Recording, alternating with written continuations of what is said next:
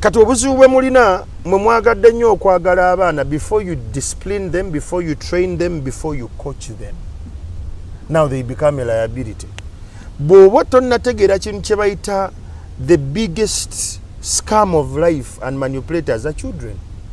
Omwana akutunuulira n'akupima bubeera butegeera kye bukola be bakyasinze era nze owange njogera nabo nga bakyali mu nda za nyaabwe kasitaaweza bw'ati emyezi 5 nga nzijja ku lubuto tereera omukazi omutuulidde nnyo eggumba lyeno ng'akyuka aba awulira downloading app bagita kids center, you'll get to know all these things. Wekumire mu kumanya kasuku Kyamagero wekumire mu kumanya onzirusiza nnyo mukyala we anaafuna olubuto akera akugambe nti omwana amutuulidde side eno genda ku lubuto olw'omwana olwa mukyala we yogera mugambe gentleman weekyuse lyeryo eddoboozi lyenjagala oyogeze tomusaba baby please tereera mama wo mutuulidde bubi ajja flipping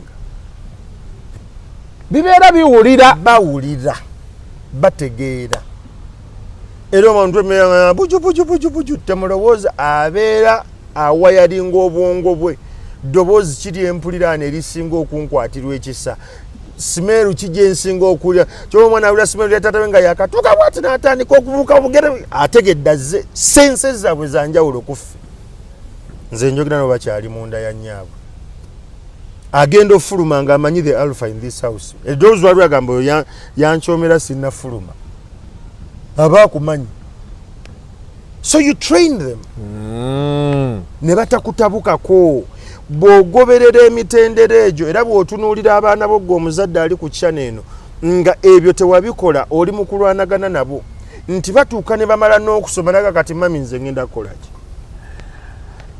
because tewamucoachinga mu interpersonal relation skills tewamutambuza kumulaga bantu balala nankolaga nebeerawo. You must task your children between the age of 15 to 18 okugenda beekolera ebintu byabwe.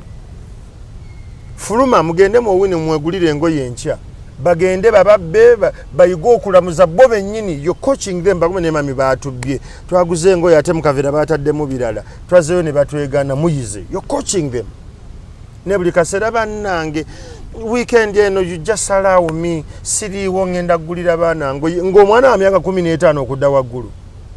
Nina anti wange ye omwana amuteeka ku taxi n'abagamba kondakita mpe essimu yo bw'otuuka muteeke wano onkubire omutaddewo kale kaliraba afuna taxi endala mpe ennamba ya kondakita.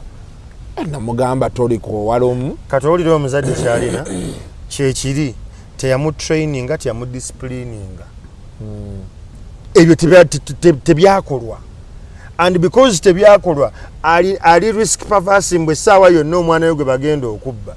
You allow these kids to go in the deeper end. Now as we wind up Uncle Chams omuzadde atakoze bintu bino mu stages ez'enjawulo nina omwana kati ali mu between 6 and 12 naye eno stage soka saaji muwa nina omwana ali between 13 and 18 stages n'ebbiri teyazifuna akola atya to recover? It's never too late to undo. Tula wansi otandika okutraininga omwana omuteekeko amaanyi muteekeko amaanyi. Abasajja engeri olumu gye tutraininga abaana ab'obulenzi tubawa liberty yonna. When we give them the entire liberty and freedom, they blow it. And we look at them as imbeciles, outcasts. Waliwo omusajja ali eyo ng'alaba kyana eno leero nga taata we taagaana kumuwuliza. Naye ng'alina obusobozi ne ssente zonna. Naye nga taata we taagala muwuliza. Nti yamuwa ssente n'amuwa n'obusobozi abeeko by'akola ye ng'omuntu n'aziblowinga because daddy has. Kati obulamu bwe bwonna alwana kuddamu kufuna favor before the father or the mother. So there is that abandonment ejja with time. Parents wali batukanaga wayi nazaala naye zonna ndiboota eno yasala. It's never too late to engage your child. Tuula omwana otandika omugamba ano tugenda Tereza.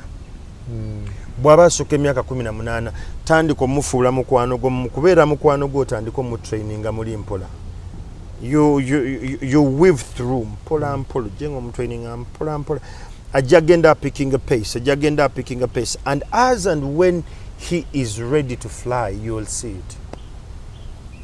Olwo abaana be twasoma nabo bannange nga balina effujjo bannange nga tebagambwako ne tubeera n'abaana be twasoma nabo nga balina ssente nenge saa zino omuyitako ng'ali ku pampu y'amafuta si mulimu mubi but basing on what they had then and the reality today there is a mismatch nga tebikwatagana. Omuzadde yenna ali eyo you will hate me for this but I will tell you for a fact faayo nnyo okubeera mu bulamu bw'abaana bo. Be present, don't bring presents. Be present. Mubeere mu bulamu bw'abaana bano mbategeeze ekibeerawo. Leero ewaka navuddeyo kipayopayo olw'emikolo gye mbadde nninaawo naye mbadde wakati mukolo ne ŋŋamba Linda nti bw'ofuna akadde nkubire essimu njagala kwogera n'abaana abo. Naŋŋamba kaalessewo era n'abampa ne mbagamba awaka nvuddewo nga budde bukyali mbadde mukyebase mwasuze mutya. The intent is to know are they struggling with something or not.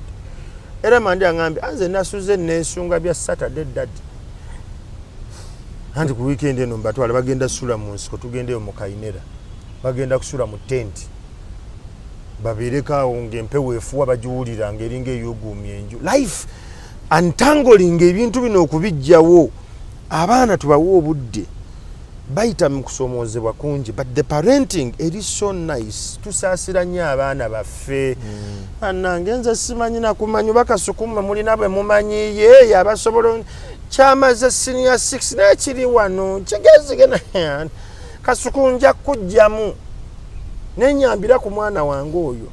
Tulina n'abazadde abagamba nti gwe nyamba obeerenga naye ajja kubeerera awo ku kamera yeefuula ebbize ez'omusasula nze nja zikuweereza nga gwozimuwe gye bali nga babikola nga kyagezaako okulaga omwana nti kola bakusasulenga naye ng'ate omuzadde yasasula indirect. It seems to be a logical and rational approach but until we start to have honest uncomfortable conversations n'abaana baffe nti ensi eno tegenda kwanguyira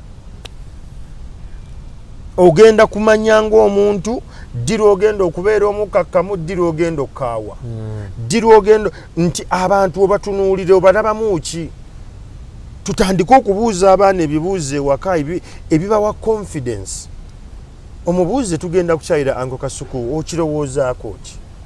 Well, I think it's fine. Why do you think it's fine? Because I like him. Just that. Musime otegeere emirandira gye ku bintu bino bivaawa. That is the power.